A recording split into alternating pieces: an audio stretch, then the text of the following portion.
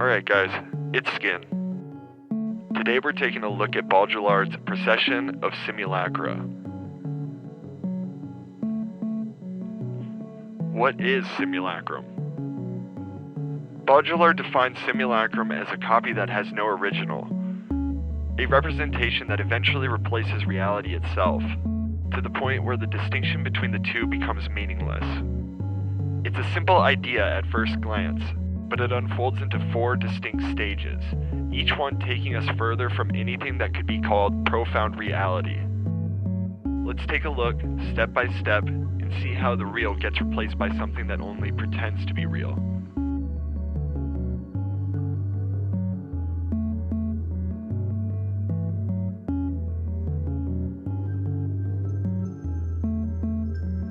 In the first stage, the image is a faithful reflection of profound reality. The sign serves as a direct mirror to something deeper and more authentic. A fertility idol, like the Venus of Willendorf, was never a decoration or symbol in the modern sense. It functioned as a conduit, the material form through which the generative force of the goddess became manifest in the world. The carved stone did not imitate fertility, it embodied it, making the abstract power of creation present and operative here in the physical world. The figure's exaggerated proportions were not exaggeration for effect. They were the precise geometry of that force made visible and tangible. Early Greek statues extended this logic. Rigid, eyes fixed forward, they were not the portraits of youth but vessels for divine essence. The marble held and expressed the ideal of strength, beauty, and permanence that belonged to the gods. The stone participated in the reality it depicted. It was a point of contact, not a substitute. Christian icons from the early Byzantine period carried the same weight. Gold backgrounds, flattened forms, direct stares. These were understood as windows or thresholds. The image did not merely represent the saint or Christ. It participated in their presence. To stand before it was to encounter the holy directly, the matter itself charged with what it signified. In this stage, the copy remains subordinate. It points honestly and beyond itself, to gods, cycles, or presences that still hold solidity. The sign knows its role, to make the real more immediate, not to replace it.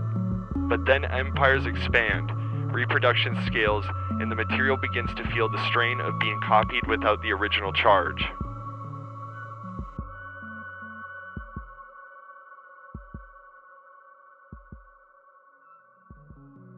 In the second stage, the sign begins to mask and distort the profound reality. The copy no longer participates, it imitates, often for the other ends. This is the order of malfeasance, where signs pervert what they once reflected. Roman statues copied by the Greeks, but flipped the script, from divine invocation to displays of imperial power. An emperor's head grafted onto Apollo's body turns sacred form into political commodity. The original essence gets denatured, twisted for status, wealth, or propaganda. Industrial production accelerates this. A handmade clock carries the trace of individual craft and time's rhythm. Factory versions flood the market, uniform and soulless, hiding labor's exploitation behind polished efficiency. The sign now conceals flaws, exaggerates ideals, and begins to stand in for a reality it subtly corrupts. Early advertising follows suit. Coca-Cola posters of the era showed perfect families and endless joy, masking the production's addictive pull, corporate machinery, and social engineering. The image no longer reveals, it denatures, presenting an unfaithful copy that hints at the obscured truth while serving new masters. In the counterfeit era, reality is still acknowledged, but the sign has already begun to replace it, trading depth for surface, cracks for gloss.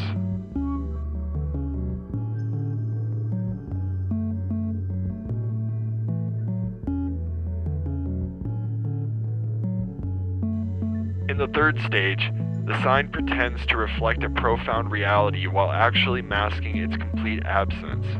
This is the order of sorcery, where signs play at being faithful copies but refer to nothing real. Iconoclasm reveals this tension. Byzantine authorities smashed icons because the image had grown too convincing. People began venerating the picture itself rather than what it pointed to. Destruction tried to reclaim access to the divine, but it only exposed the growing void. The original presence had already withdrawn. Medieval relics, fragments of saints, bones, or splinters of the true cross, pretended to channel a sacred power. Pilgrims traveled vast distances, kissed glass cases, sought miracles, yet the divine was no longer directly accessible in a secularizing world. The relic now masked emptiness with the illusion of continuity. Renaissance realism perfected the deception. The Mona Lisa's smile is flawless imitation, self-contained and mesmerizing. It doesn't lead outward to mystery or transcendence. It hangs in place, a perfect forgery of depth that conceals how the profound has faded. Disney embodies this today. Presented as pure fantasy, it convinces us the surrounding world, like Los Angeles, is real. But the park's idealized main street, nostalgic frontiers, and controlled magic mask the hyper-real sprawl outside. Everything is already staged, commodified, and simulated. Reality TV stages unscripted drama, edited for maximum effect, pretending authenticity while concealing how thoroughly scripted human experience has become.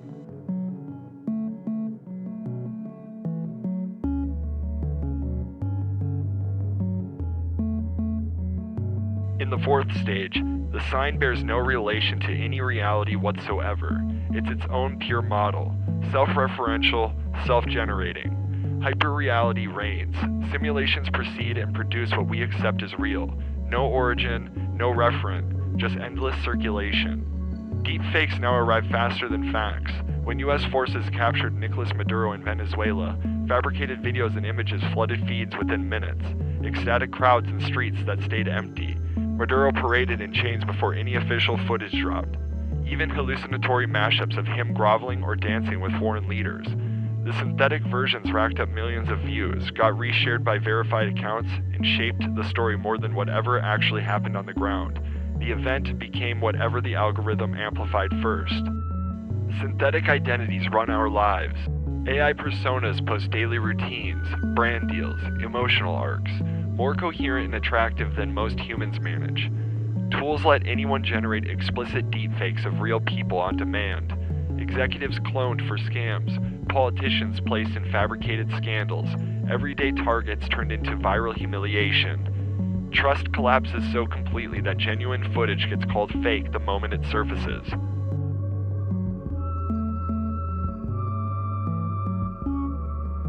Multimodal loops close the circuit. AI news recycles variants of non-events into breaking coverage. Memes mutate through generations with no traceable source. Virtual worlds trade land, skins, and status that exist only as rendered data. Conflicts unfold in synthetic clips first. Soldiers surrendering in generated surrender videos. Populations cheering interventions in fabricated gratitude reels. Long before any verifiable ground truth.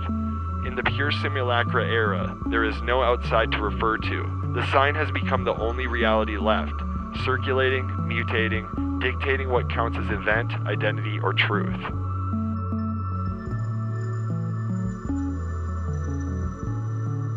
Alright guys, that's it for this one. Tell me what you think. Thanks for watching. Deuces.